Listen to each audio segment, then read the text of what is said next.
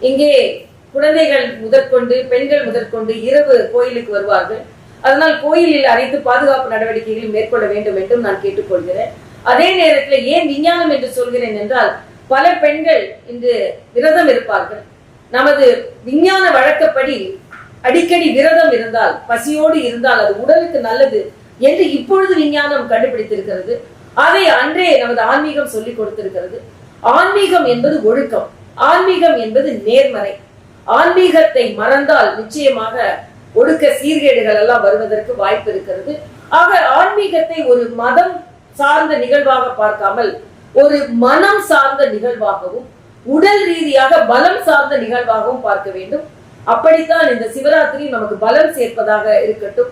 அனைவருக்கும் சிவராத்திரி வாழ்த்துக்களை நான் தெரிவித்துக் கொள்கிறேன்.